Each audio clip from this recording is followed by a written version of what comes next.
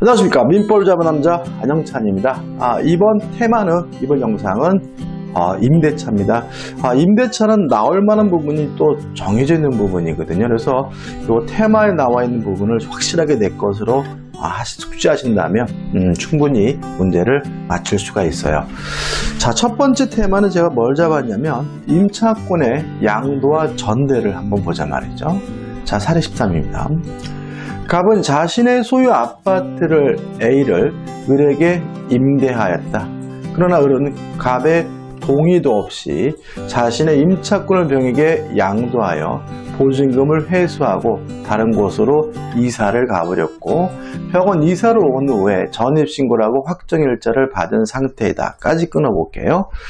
자, 일단 모든 임차권은 양도하거나 전대하려면 임대인의 동의가 있어야 돼요.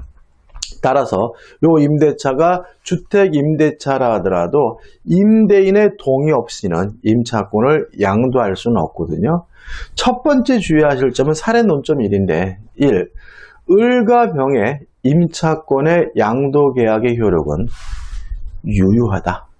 동의가 없었더라도 유효하다. 다시 말하면, 자, 만약에 이 계약이 양도 계약이 무효면 을은 병에게 아무런 책임이 없다라는 논리가 발생하기 때문에 이 계약 자체는 유효하기 때문에 을은 병에게 책임을 져야 돼요. 어떤 책임이요? 갑으로부터 동의를 받아줄 책임.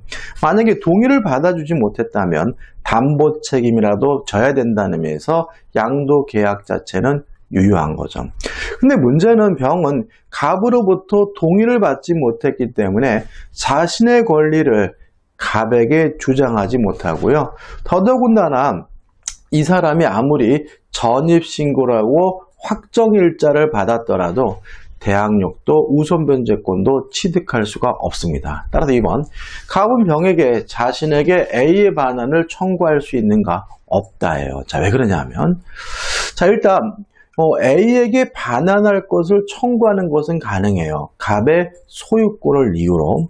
다만 주의하실 것은 요 을과 임대차 계약이 아직도 유효한 상태이기 때문에 누구에게 돌려주라고 반환을 청구해야 되냐면 을에게 돌려주라고 반환 청구를 해야 됩니다. 다시 말하면 갑은 병에게 소유권을 이유로 임대차 계약을 해지하지 않고 있는 상태라면 누구에게? 을에게 돌려주라고 반환을 청구해야 됨을 잊지 마시기 바라요. 3번, 병은 주택 임차인으로서 대항력과 우선변제권을 취득하는가? 취득할 수가 없다. 왜냐하면 갑으로부터 뭘 받지 못했어요? 동의를 받지 못했으니까요. 만약에 갑으로부터 동의를 받는다면 대항력과 우선변제권을 갖게 되는데, 여기서 조심할 것은 이 병에게 새롭게 대항력과 우선변제권이 새롭게 주어지는 것이 아니라 을이 가지고 있던 대항력과 우선변제권이 계속해서 지속된다는 점이죠. 물론 갑으로부터 뭘 받았어야 돼요?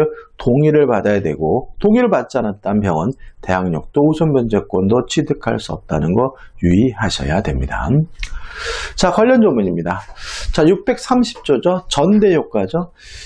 1항 임차인이 임대인의 동의를 얻어 임차물을 전대한 때는 전차인은 직접 임대인에 대하여 의무를 부담한다. 이렇게 나와 있죠. 다시 말하면 동의를 얻으면 전대할 수가 있고, 전대를 했을 때 전차인은 의무만은 누구에게요? 임대인에게 직접 부담해요. 여기서 의무 중에서 가장 중요한 의무는 차임 지급 의무거든요. 그래서 법조문에 따른다면 이 차임도 직접 누구에게 줘야 돼요? 임대인에게 줘야 되는 거고요. 따라서 이 경우 전차인은 전대인에 대한 차임의 지급으로서 임대인에게 대항하지 못한다라고 규정하고 있고요. 유의하셔야 되겠죠. 그 다음에 2번, 2항 전항의 규정은 임대인의 임차인에 대한 권리 행사에 영향을 미치지 않는다는 말은 원래 임대차 계약은 계속해서 유효하게 뭐하게 돼요? 존속된다는 의미가 되겠죠. 자, 631조입니다. 가로표를 읽어볼게요. 전차인의 전차권은 임차권을 기초로 성립하므로 죄송합니다. 임차권이 기간의 만료, 채무 불이행으로 인한 해지 등으로 소멸하면 전차권도 소멸하는 것이 원칙이에요.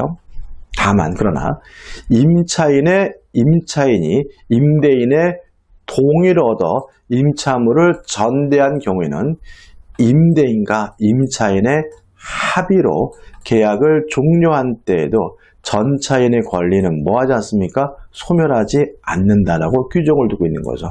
다시 말하면 원래 임차권이 소멸하면 전차권도 뭐가 돼요? 소멸돼요.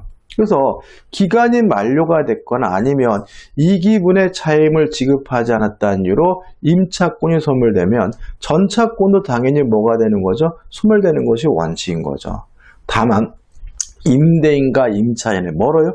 합의로 임차권을 소멸시켰다, 계약을 종료시켰다 하더라도 전차인의 권리는 소멸하지 않는다라는 보호 규정을 두고 있습니다. 자, 중요 판례 가지고 첫 번째 판례가 나오는데 2018년도 판례죠. 최근 판례입니다.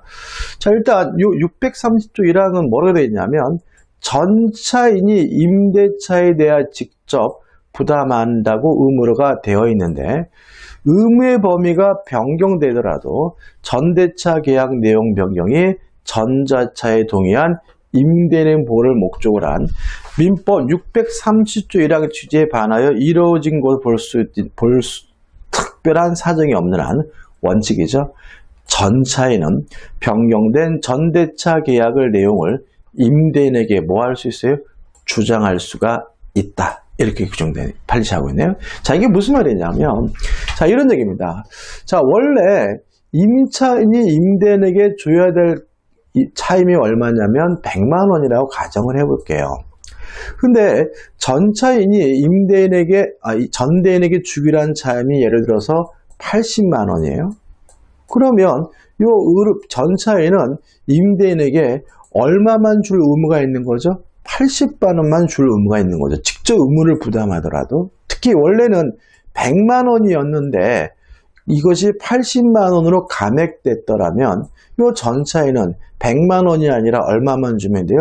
80만 원만 임대인에게 지급하면 된다는 취지가 되는 거거든요. 다시 한번 볼까요? 자, 결론 보시면 전차인의 변경된 전대차 계약의 내용을 임대인에게 뭐 할 수 있어요?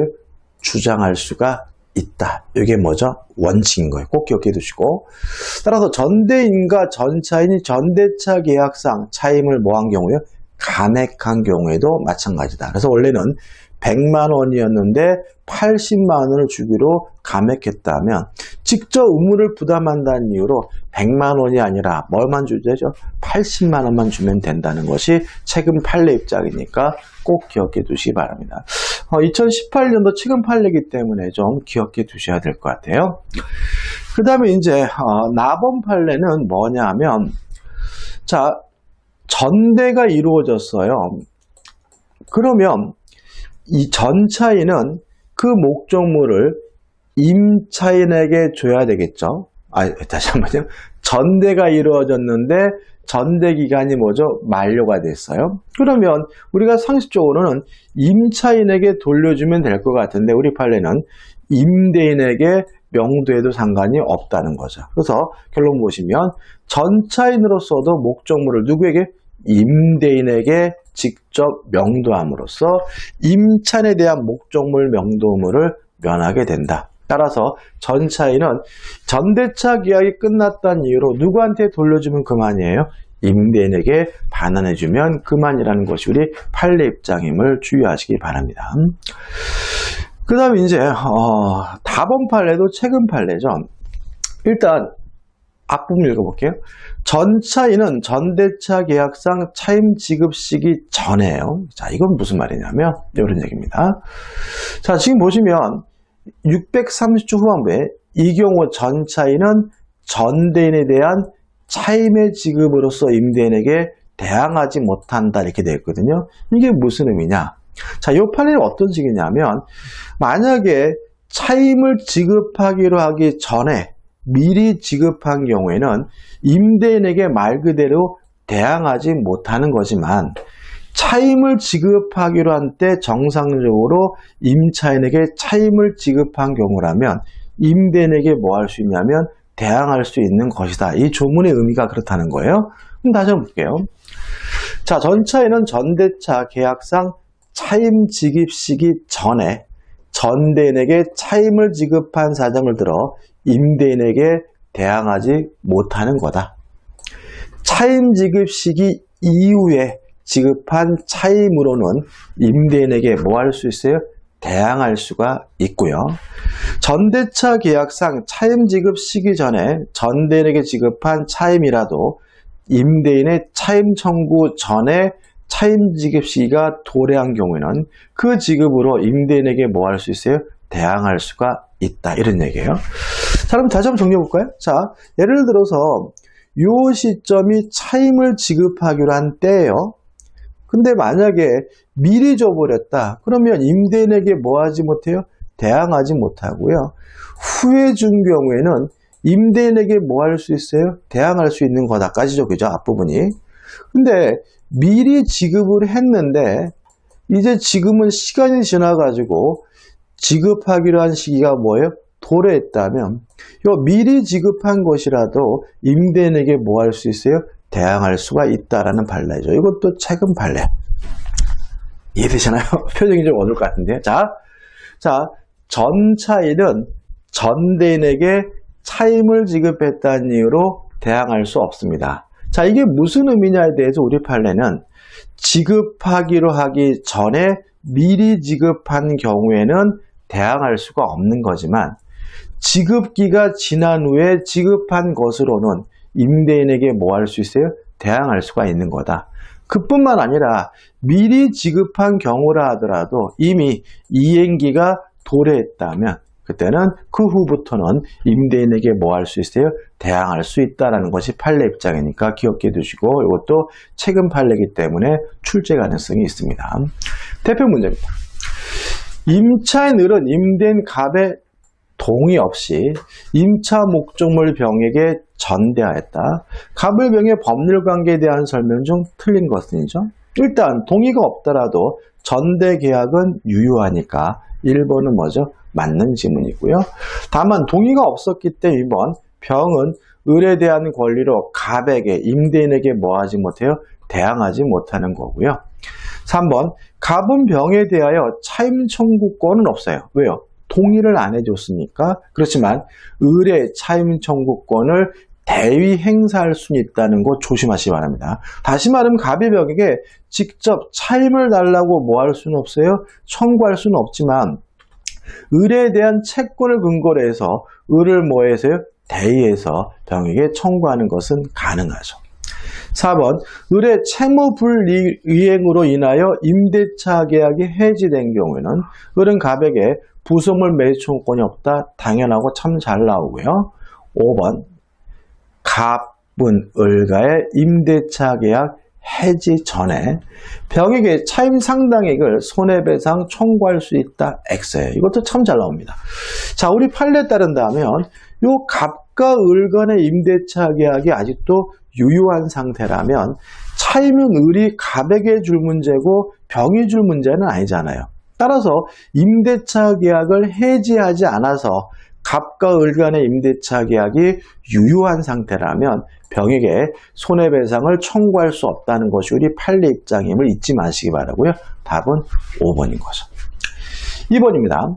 을은 갑소의 건물 전체를 임차하고 있던 중 갑의 동의를 얻어 이를 다시 병에게 전대하였다. 틀린 것을 찾네요. 1번 병이 건물 사용의 편익을 위하여 갑의 동의를 얻어 건물의 물건을 부속했다면 병은 전대차 종료 시 갑에게 그 매수를 청구할 수 있다. 맞아요. 여기서 좀 조심할 것이 있는데 뭐냐면 동의를 얻은 전차인에게도 부속물 매수 청구권이 인정이 돼요. 다만 부속물 매수는 누구한테 청구하는 거죠? 갑. 임대인에게 청구하는 거고요. 임대인에게 부속물 매수를 청구하려면 임대인으로부터 동의를 얻었거나 매수해서 부속시킨 경우에 부속물 매수를 청구할 수 있다는 거 조심하셔야 되고요. 2번, 병이 건물의 부속물을 갑으로부터 매수했다면 병은 전대차 종료 시 갑에게 그 매수를 청구할 수 있다는 것도 맞는 질문이죠. 3번, 임대차와 전대차가 모두 종료한 후에 병이 건물을 반환하지 않고 사용하는 경우 갑은 병에게 차임 상당의 부당이득 반환을 청구할 수 있듯 너무나 당연한 것이고요. 4번, 임대차와 전대차가 모두 종료한 경우에 병이 갑에게 직접 건물을 반환하면 아까 봤죠? 을에 대한 건물 반환 의무를 면한다. 맞는 질문이죠. 5번, 갑이 을과 임대차 계약을 합의로 해지하면 병의 전차권은 따라서 소멸한다. X죠. 자, 원래 임차권이 소멸하면 전차권도 소멸돼야 되지만 합의로 해지할 수는 없으니까, 합의로 임차권을 소멸시킬 수는 없으니까 합의 해지했다는 이유로 병의 전차권은 뭐 되지 않아요? 소멸되지 않고요. 답은 5번이 됩니다. 그 다음에 이제 임차권의 소멸이죠. 자, 여기서 이제 뭐가 문제가 되냐면 비용상환 청구권과 부속물, 지상물 매수 청구권이 문제가 되고요. 여기서도 시험 문제가 반드시 한 문제가 나오는 거죠. 그래서 결과적으로 비용상환 청구권, 부속물 매수 청구권, 지상물 매수 청구권에서 한 문제, 그 다음에 양도 전대에서 한 문제에서 두 문제 들어가고요. 나머지 기타 부분에서 한 문제가 출제될 수도 있고 안 될 수도 있거든요. 자, 사례 13번인데 일단 요거는 상가 건물이지만 상가 건물 임대차 보호법 내용은 아님을 좀 주의하시기 바라고. 자, 보시면 갑의 1층 상가 건물을 보증금 5억 원에 존속기간에 약정 없이 임차한 을은 임대인 갑의 동의를 얻어 2층으로 중축을 했어요. 을은 임대인 갑의 2층에 대하여 어떠한 권리도 주장하지 않는다는 각서를 작성했어요. 자, 그 후 8개월의 격려하자 임대인 갑이 건물을 비워줄 것을 요구하고 있어요. 자, 일단 이게 보증금 5억인데, 이게 제가 좀 수정을 했어야 되는데, 이걸 10억을 할게요. 왜냐하면 이게 상가 건물 임대차 보호법이 적용되지 않는다라는 것을 전제로 해야 되기 때문에 10억으로 좀 바꾸고, 중요한 건 아닌데요. 자, 여기서 좀 생각해 볼 것은 뭐냐면, 이런 문제입니다. 자, 중축된 부분이 만약에 원칙에 따라서 부합이 됐다면 이때 임차인은 임대인에게 뭘 청구하냐면 유익비 상환을 청구하게 되고요. 유익비 상환 청구권에 관한 민법 규정은 임의 규정이기 때문에 특약으로서 뭐 할 수 있죠? 배제할 수가 있고요.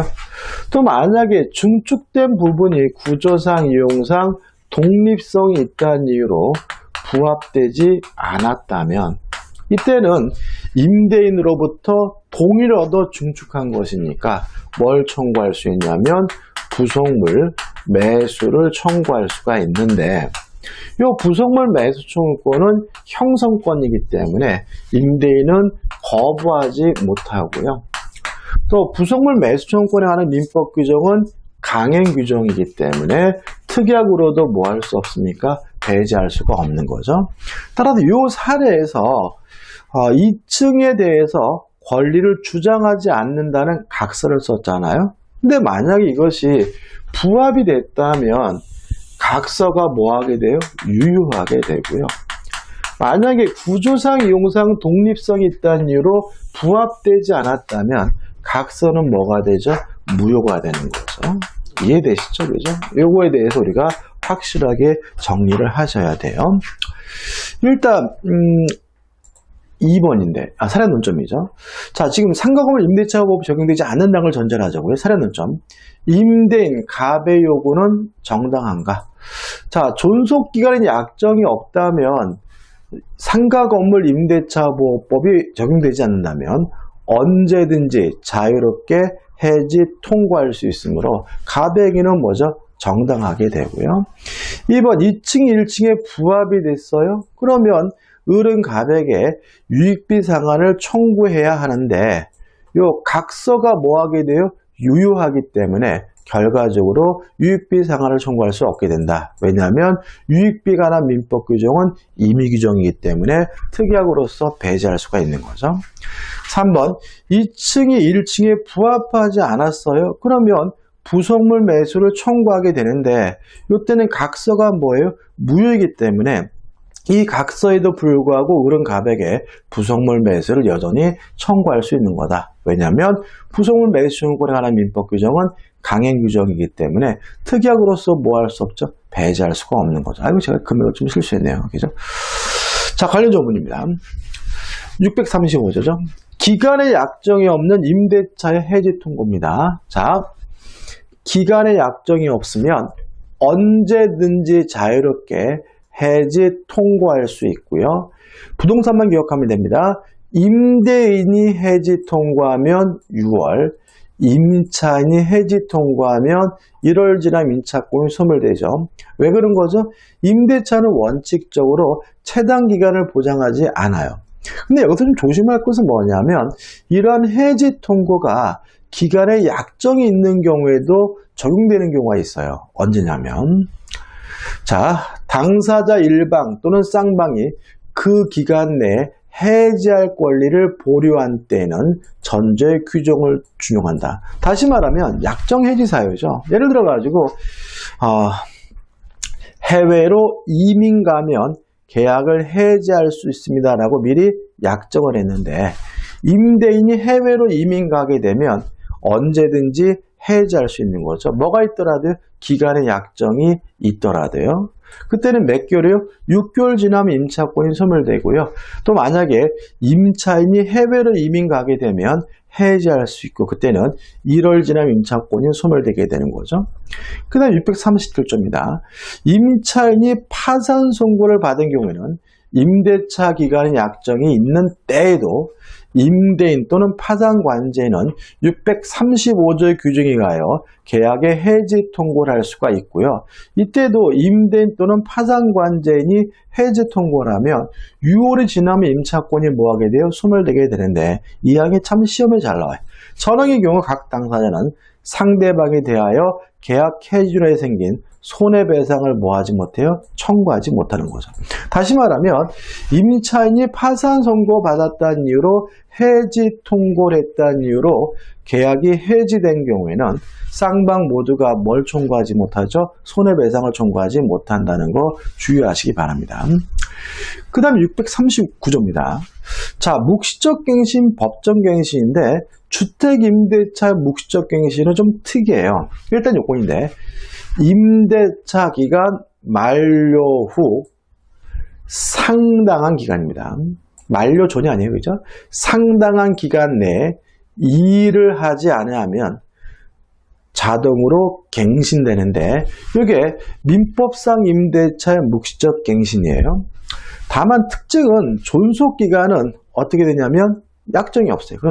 그러나 그 존속기간은 기간에 약정이 없는 것으로 된다. 따라서 당사자는 635조의 규정에 하여 언제든지 해지에 통고를 할 수 있고 임대인이 하면 6개월, 임차인이 하면 1월 지나면 임차권이 소멸되게 되고요. 특히 문제가 되는 것은 아까 사례에서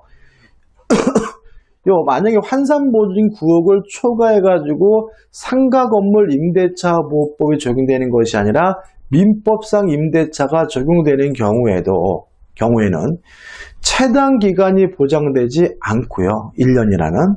또 법정갱신에 대해서 상가 건물 임대차 보호법의 규정에 적용되는 것이 아니라 민법상 임대차에 관한 법정갱신 규정이 적용된다는 거 좀 조심하셔야 됩니다. 출제 가능성이 있죠. 그 다음에 이 항 전항의 경우에 전 임대차에 대하여 제3자가 제공한 담보는 기간의 만료로 소멸한다고 되어 있어요. 이것도 시험에 몇 번 나왔는데 이것도 조심할 것은 뭐냐면 묵시적 갱신됐다는 이유로 제3자가 제공했다는 이유로 소멸되는 것은 제3자가 제공한 담보예요. 따라서 묵시적 갱신이 되더라도 제3자가 제공한 보증금은 소멸되지 않는다는 거 꼭 기억해 두시기 바랍니다. 그 다음 626조죠. 비용상환 청구권이에요. 일단 임대차에 관한 민법 규정은 강행 규정입니다. 다만 필요비 유익비에 관한 민법 규정은 임의 규정이니까 특약으로 배제할 수가 있고요. 일단 1항 필요비는 언제 청구하느냐? 지출한 때 바로바로 청구한다는 거 기억해 두시고요. 유익비는 언제 청구하느냐? 임대차가 종료됐을 때 청구한다는 거 주의하시고, 점유자는 언제 청구했죠? 목적물을 반환할 때 청구했으니까 꼭 기억해 두시기 바라고요. 구별하셔야 돼요. 그 다음에 이 행사기간의 제한이 있죠. 임차인은 필요비 유익비를 임대인에게 목적물을 반환한 날로부터 6개월 동안만 비용상환을 청구할 수 있다는 거 꼭 기억해 두셔야 되겠죠. 그 다음 646조입니다. 임차인의 부속물 매수 청구권이죠. 일단 건물 등의 임차인인데, 자, 이런 부속물 매수를 청구하기 위해서는 일단 기본 전제가 부속시킨 물건이 뭐 되지 않아야 돼요? 부합되지 않아야 된다. 부합이 되면 뭐라고 합니까? 유익비 상환 문제로 가고요. 자, 부합이 안 됐다면 부속물 매수를 청구할 수 있는데, 그때는 임대인의 동의를 얻어서 부속시켰거나 또는 임대인으로부터 매수해서 부속시킨 물건에 대해서 부속물 매수를 청구할 수 있고요. 이 규정은 강행 규정이기 때문에 특약으로도 뭐 할 수 없습니까? 배제할 수가 없는 거죠. 그 다음 643조입니다. 자, 토지 임대차요. 자, 토지 임대차에 대해서는 283조의 규정을 준용하는데, 이 283조가 뭐냐면 지상권자의 지상물 매수 청구권에 관한 민법 규정이거든요. 따라서 토지 임차인도 지상권자와 마찬가지로 존속기간의 만료로 소멸하면 갱신을 청구하고 거부당하면 지상물 매수를 청구할 수가 있고요. 이거는 강행 규정이기 때문에 특약으로도 뭐 할 수 없어요? 배제할 수 없는 거예요. 근데 여기서 조심할 것은 뭐냐면 하나가 더 있다는 거죠. 특히 문제가 되는 것은 뭐냐면 이거죠. 토지 임대차의 경우에 기간의 약정이 없어서 임대인의 해지 통고로 소멸한 경우에도 토지 임차인은 지상물 매수를 청구하는 것이 가능하고, 이때는 굳이 갱신 청구할 필요 없이 바로 지상물 매수를 청구할 수 있다는 것까지 같이 꼭 기억해 두시기 바랍니다. 그러면 임대차는 퍼펙트합니다. 완벽하게 끝난 거죠. 자, 가보는 지금 말씀드린 거죠. 자, 토지 임차인의 지상물 매수 청구권은 기간에 정함이 없는 임대차에서 임대인의 해지 통고에 의하여 임차권이 소멸되는 경우에도 지상물 매수 청구하는 것이 가능하고 굳이 갱신 청구할 필요는 없다. 이런 얘기가 되고요. 그 다음에 나범 판례는 자, 동시 이행 관계란 말이 나와요. 결국 이건 뭔가요?